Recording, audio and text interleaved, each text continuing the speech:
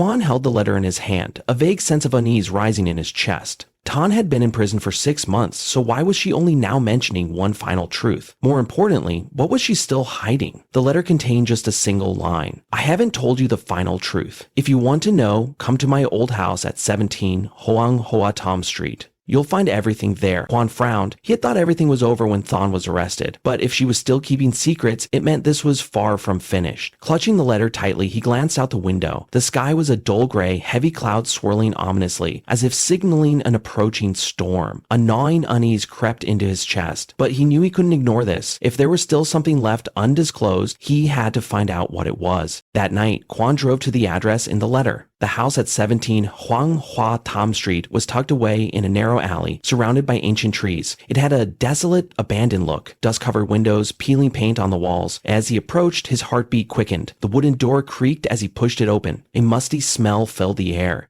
Dim light filtered in through the cracks while his flashlight illuminated the dusk-laden room. Scattered old photographs littered the floor, a rotting wooden table, a toppled chair. But what caught his attention most was a door leading to the basement. Swallowing hard, Quan pressed against the door. It swung open with a loud, grating creak. A staircase descended into the pitch-black space below. He stepped down cautiously, each footstep echoing in the eerie silence. The basement was coated in dust, but atop an old table sat a locked filing cabinet. Quan pulled at the drawer, it wouldn't budge. He searched the room and finally spotted a small key hidden beneath a loose brick. Picking it up, he slid it into the lock. The drawer clicked open. Inside was a stack of aged documents, their pages yellowed with time. As he flipped through them, his breath caught. A death certificate. But what truly stunned him was the name. The deceased was not Than's husband. Quan blinked, his gaze shifting to the photo clipped to the file. It was a picture of a man he had never seen before, a complete stranger. Quan flipped through the remaining pages, a chilling sensation creeping down his spine. Before him was a financial contract between his father and a man named Lamin.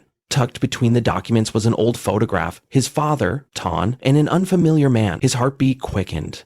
Lamin, who was he? Quan strained his memory. In all the case files the police had collected from Than's house, there had been no mention of this name. So, why was it here now? Just as he tried to piece everything together, a faint noise echoed from above. His breath caught. Someone else was in the house. Quan immediately switched off his flashlight and pressed himself against the wall, holding his breath. Soft footsteps creaked on the rotting wooden floor. Someone was watching him. His eyes darted around, searching for anything he could use as a weapon. But before he could react, the basement door slammed shut with a deafening bang. Darkness swallowed the room. Panic surged through Quan as he lunged toward the door. It was locked from the outside. He was trapped. Taking a deep breath to steady himself, he flicked his flashlight back on, scanning the basement. On the far side of the room, a small window caught his eye. He rushed toward it, pushing hard. It wouldn't budge. Above him, the footsteps quickened. Then, a low voice rumbled from the other side of the basement door. You shouldn't be here. Quan froze. Someone was standing just beyond the door. He couldn't see them, but the voice, deep, unsettling, felt both foreign and strangely familiar. There was no time to think. Quan stepped back, eyes darting for an escape. His gaze landed on a rusted metal rod nearby. Without hesitation, he grabbed it and swung hard at the window. Glass shattered. Without wasting a second, he climbed up and squeezed through the narrow opening.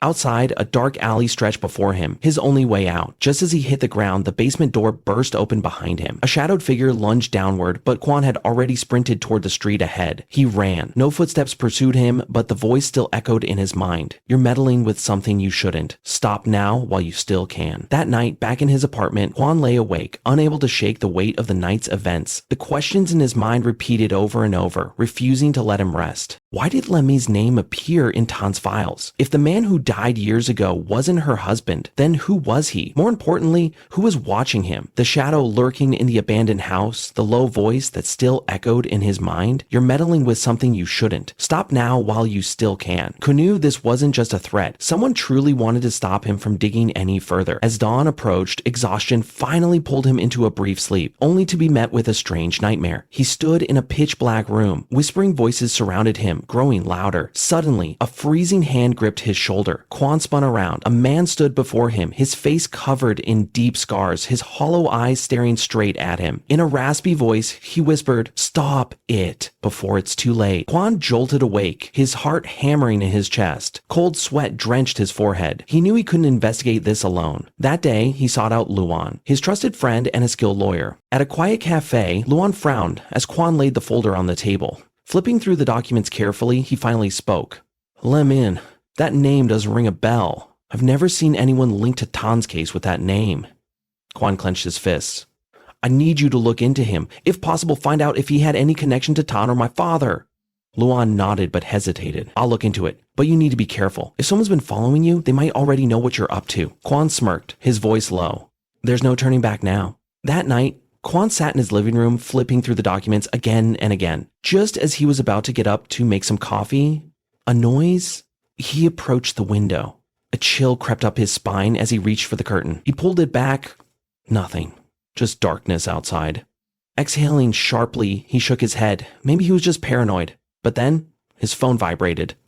An unknown number. You're looking for something that doesn't belong to you. Stop now or you'll regret it. Quan's chest tightened. Impossible. Someone was watching him. Quan glanced out the window once more. Under the dim glow of the streetlights, a shadowy figure stood motionless on the other side of the road, silently observing him. The moment Quan moved toward the door, the figure vanished. That night, he couldn't sleep. Deep unease gnawed at him. His home no longer felt safe, and soon his fear became reality. At around 3 a.m., a strange noise echoed from the back door. Quan jolted awake, heart pounding. He grabbed a wooden stick near his bed and cautiously stepped outside. The house was pitch dark, only faintly illuminated by the streetlight seeping through the windows. The back door was ajar. Someone was inside. Quan steadied his breathing and moved forward silently, but just as he reached the kitchen door, a hand suddenly clamped around his throat from behind. Quan was yanked backward, slamming hard onto the floor. A tall, imposing figure lunged at him, trying to pin him down. But Quan wasn't going down that easily. He swung his wooden stick, striking the intruder's shoulder with full force. Thud. The man stumbled back. Quan sprang to his feet and delivered another blow, this time to the head. Crash, crash. The intruder collapsed with a pained groan. Quan hurriedly flipped on the lights, but before he could get a clear look, the man sprang up and bolted. Quan chased after him, but just as he reached the door, a car was already waiting. The engine roared, tires screeched, and within seconds, they were gone. Breathing heavily, Quan's eyes darted around. Then he noticed it. Something glinted on the floor. He picked it up, a key. Engraved on it was a strange symbol, a circle with 3 slashes running through it. Quan clenched it in his fist. This wasn't just a break-in. They weren't here for valuables, they were looking for something. Immediately, he called Luan. Luan, someone just broke into my house. They were searching for something. Silence. Then Luan spoke. Quan, I just dug into the name Lei Min, and you won't believe what I found. Tell me. Lei Min is Tan's son, and he's still alive. Quan froze. He had thought everything ended when Tan was arrested, but now he realized this was only the beginning. His grip tightened around his phone. His heart pounded. Lei Min was still alive. He took a deep breath. His body tensed, but the worst was yet to come. Luan hesitated, his voice heavy with concern. He changed his identity, and now he's running an extremely dangerous underground organization. Quan felt like a lightning bolt had struck him. Why was Tan's son lurking in the shadows? More importantly, why was he involved in all this? Just then, an unknown call flashed on his phone screen. He hesitated for a moment before answering. A deep, icy voice came through. You've come too close, Quan. Don't make me take action. Quan's entire body tensed. Who are you? Someone you shouldn't mess with. Every nerve in his body tightened, his pulse hammering in his ears. Quan clenched his jaw. Lei Min is indeed. Silence. Then, a soft, chilling laugh. Clever, but being clever isn't always a good thing. What do you want? Did you really think I'd let you dig up my past? If you keep going, I can't guarantee you'll live to regret it. The call ended. Quan gripped his phone tightly, his palms damp with sweat, and then a sinking feeling settled in his gut. He scanned the room. Too quiet. Too still. Then his eyes flicked to the window. A black car was parked across the street. Inside, a man dressed in black, wearing sunglasses, staring right at him. Quan didn't waste time. He shut off all the lights, grabbed a small knife, and moved back cautiously. Just seconds later, bang! The front door burst open. 3 men in black stormed in, guns drawn. Find him! Quan held his breath, pressing himself into the kitchen corner, his grip tightening around the knife. A sharp noise echoed right beside him. One of them entered the kitchen. His footsteps were slow, deliberate. The moment he stepped past the corner, Quan lunged forward, stabbing hard into his leg. Garg! The man collapsed. But the other 2 had heard the commotion. They charged toward him. With no other choice, Quan sprinted out the back door, plunging into the alley behind his house. Heavy footsteps pounded after him. Get him! He ran at full speed, weaving through the narrow alleyways. But he couldn't run forever. As he turned into a side street, a truck suddenly screeched to a stop, blocking his path. He was trapped. The three men closed in. One pulled out a gun, aiming it directly at his head. End of the line, kid. Quan clenched his teeth. But just before the trigger was pulled, "Stop!" A cold voice cut through the night. A tall man emerged from the shadows, dressed in a sleek black suit, his eyes sharp as knives. "You really don't know when to stop, do you? You really don't know when to stop, do you?" Quan narrowed his eyes, staring intently at the man before him. "I just want to know the truth." Lemin chuckled, but there was something unsettling, almost dangerous in his laughter. "The truth? Fine, let me tell you a little of it." He leaned in closer, his voice dropping to a low murmur. "Do you know why your father owed my mother money?" Quan remained silent. "It wasn't because of business failure," Lemin continued. "It was because he betrayed my mother. He didn't just steal all of her assets, he indirectly caused my father's death." The words hit Quan like a punch to the chest. "No, that's impossible." "Oh, it's very possible," Lemin sneered. "I've spent 30 years searching for the truth. And you think I'll let the son of a traitor live in peace?" Quan's hands trembled slightly. Everything he had ever believed in might have been a lie. "You think I'm just threatening you for fun?" Lemin scoffed. "No, Quan, I want you to live, but to suffer the same pain my mother endured. You will lose everything, piece by piece. First your reputation, then your career, and finally the people you love. I will make you understand what true despair feels like." He raised his hand, giving a signal. "Lock him up, I still have a lot to teach him." In an instant, the black-clad men rushed forward, gripping Quan's arms tightly. He had no escape. They shoved him into a pitch-black room, and the heavy metal doors slammed shut with a deafening echo. Darkness engulfed him. Quan staggered to his feet, taking a deep breath. This room was a basement. No windows, no light except for a single flickering bulb hanging from the ceiling. He tested his restraints. The rope around his wrists was tight, but not enough to completely stop him from moving. "How are you feeling, son of a traitor?" Lemin's voice rang out from a speaker mounted on the wall, calm, yet dripping with contempt. "I want you to have time to think about everything I just told you. Your father was not a good man. He didn't just betray my mother. He was involved in a secret so dark that once you learn about it, you'll wish you were dead." Quan gritted his teeth. "Why are you keeping me here? What do you want?" Lemon let out a cold chuckle. "You still don't understand, do you? I don't want to kill you, not right away. I want you to suffer. I want you to lose everything, just like my mother did." Quan remained silent. He knew that if he didn't escape, everything would end in this dark basement. As Layman's voice faded away, an eerie silence filled the room. Closing his eyes, he tried to recall every detail. The restraints were made of hard plastic, not metal. If he applied enough force, he could break them. The flickering bulbs suggested an unstable electrical system. The way sound echoed meant there could be a ventilation shaft or an exit somewhere. He twisted his wrist repeatedly, straining against the bindings. The plastic began to weaken. Snap! After several minutes of effort, the restraints broke. He quickly got to his feet, scanning the room. Looking up, he spotted a small air vent in the corner. It was his only way out. Wasting no time, he dragged an old table beneath the light, climbed up, and started unscrewing the vent cover. But just as he was about to remove it, footsteps echoed from outside. They were coming back. No time to hesitate. He quickly squeezed into the ventilation duct and crawled as fast as he could. Click. The cell door swung open. "Where is he?" Quan held his breath. One of Li Min's men stepped inside, but it was already too late. He had crawled deep into the duct. "Sound the alarm. He's escaped." The blaring alarm filled the entire building. The chase had begun. Quan moved swiftly through the narrow passage until he spotted a small opening below. Outside was an empty hallway. He mustered all his strength and kicked the metal grate. Crash! He fell to the floor but immediately sprang to his feet and sprinted forward. Behind him, the sound of rushing footsteps grew louder. "There! Get him!" Two guards drew their guns, but Quan bolted into a nearby room and locked the door behind him. Fists pounded against the wood, but he didn't stop. Looking around, he realized he was in a surveillance room.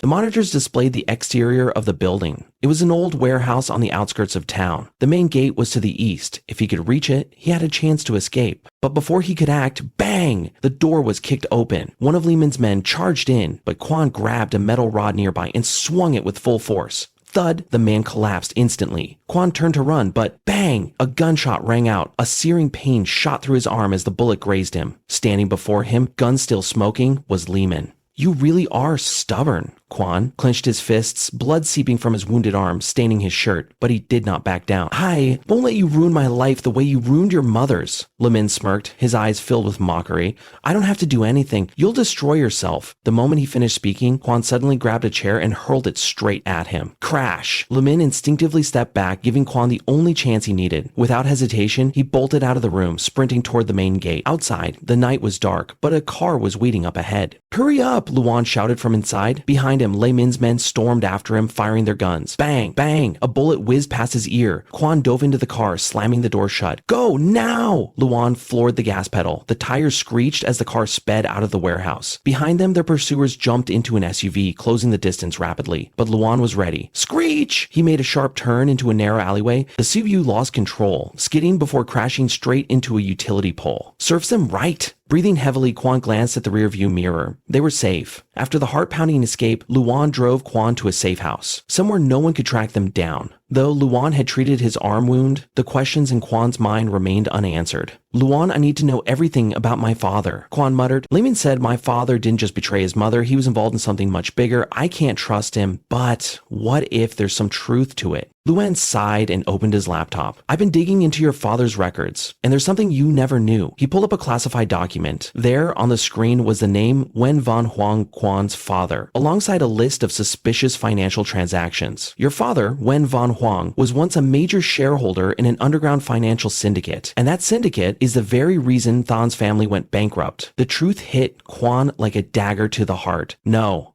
That's impossible. I always thought my father was just a failed businessman. Luan locked eyes with him. No, Quan, he wasn't just a failure. He deliberately deceived Lei Min's mother, forcing her to sell all her assets for a fraction of their value. Then, he partnered with a criminal syndicate to profit from it. But the problem is, he betrayed them too. Quan froze. What do you mean? Luan tapped the screen. Your father embezzled a massive sum of money from the syndicate and shifted the blame onto others, including Than's family. That didn't just ruin them. It led to several members of the organization being executed. A cold chill ran down Quan's spine. If this was true, then his father didn't just betray Than's mother. He was the reason her entire family was destroyed. So, Lei Min is after me because of this? Luan nodded. It's possible he doesn't just want revenge. He might also be after the money your father embezzled. That thought sent a chill down Quan's spine. If that were true, Lei Min wouldn't stop. And worse, if he hadn't found the money yet, he would hunt Quan down until he got what he wanted. Just then, Quan's phone rang. An unknown number. He exchanged a glance with Luan before cautiously answering. You really think you can keep running forever? Lei Min Chun gripped the phone tighter. I'm not running. I just want the truth. Lauren chuckled.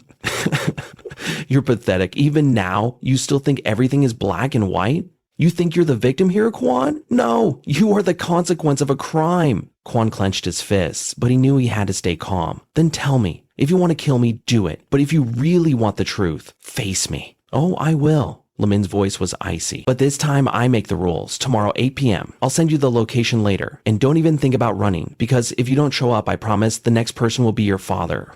The call ended. Rage surged through Quan's veins. Lei Min didn't just want to destroy him. He was dragging his father into this as well. Quan turned to Luan, his voice firm. We need to be ready. This will be the last time I face him. Quan received a message with the meeting location, an abandoned warehouse on the outskirts of the city. He and Luan drove there, preparing an escape plan in case things went south. Inside, the warehouse was pitch dark, save for a single hanging light bulb casting eerie shadows. In the center of the room was a table. Lei Min sat waiting. A smirk curled on his lips as Quan stepped inside. You never disappoint me. Quan said nothing. He only stared at him coldly. What do you want? Lei Min narrowed his eyes. The truth, Quan. I want you to hear it straight from your father. He clapped once. From the shadows, one of his men shoved a trembling man forward. Quan froze. Father? His father's eyes were wide with fear. Lei Min pulled out a gun and aimed it at his head. You have two choices, Quan. His voice was emotionless. Either you help me find the money your father stole, or he dies right now. Quan felt the ground collapse beneath him. He had to decide now. But no matter what, this could only end in tragedy. Standing in the dimly lit warehouse, the cold barrel of a gun pressed against his father's temple, Quan felt trapped. You have two choices, Lei Min sneered. Help me find the money, or he dies right here. A metallic click echoed as he released the safety. Quan's entire body tensed. Every nerve in his body felt stretched to the breaking point. Quan couldn't let his father die, but he also couldn't let Lei Min get what he wanted. How could he escape this situation? The police, that was the last hope. What Lei Min didn't know was that Luan had already called the police. Right before Quan entered the warehouse, Luan had secretly sent the coordinates to someone in the Economic Crime Investigation Unit. If we don't come out in 15 minutes, get here immediately. And now, nearly 15 minutes had passed. All right, I'll talk. Quan's voice cut through the tension. Lei Min raised an eyebrow. Where's the money? Quan stared at him coldly. It's inside your organization. Lei Min stiffened. What did you just say? Quan smirked. Think about it. How did my father evade your organization for so many years? Why has no one ever found the money? Because it never left your organization. Someone has been keeping it hidden all along, and maybe it's the person you trust the most. A flicker of doubt crossed Lemin's face. You're lying, but his voice wavered. Are you sure? Quan pressed. Do you really think your mother was the only victim? Do you think you're the only one who's been betrayed? Have you ever questioned whether the people inside your own organization are hiding something from you? Lemin clenched his teeth. Suspicion clouded his eyes. And then, drop your weapons now! Blinding headlights flooded the warehouse. We have the entire area surrounded. Lower your weapons immediately. Chaos erupted. Lemin's men drew their guns, but the police were ready. Drop your guns, hands behind your head. Arrest them all. Gunfire rang out as some of the thugs resisted, but the police swiftly took them down. Lemin looked around, realization dawning on his face. He had been betrayed. His expression hardened. Suddenly, he spun around, aiming his gun straight at Kuan Yu. Tricked me! Drop your weapon, a police officer shouted, but Min didn't listen. He pulled the trigger. Time seemed to slow. The bullet streaked toward Quan. Bang! Another gunshot echoed through the air. A police bullet struck Min square in the chest. He staggered, blood staining his shirt. His gun slipped from his grip. His eyes locked onto Quan, filled with hatred, and then he collapsed. Min was dead. The room fell into absolute silence. Quan gasped for breath, his hands still trembling. It was finally over. Min's men were arrested. The police gathered evidence on the underground financial syndicate he had controlled. Quan and his father were free at last. His father embraced him tightly, tears streaming down his aged face. I'm sorry, Quan. I've made too many mistakes. Quan closed his eyes, taking a deep breath. It's over now, Dad. We'll start over. The next morning, news of Min's death and the collapse of his financial empire dominated the headlines. The story of vengeance, betrayal, and retribution had finally come to an end. A week later, Quan sat on a bench in the park, the sunlight filtering through the leaves above.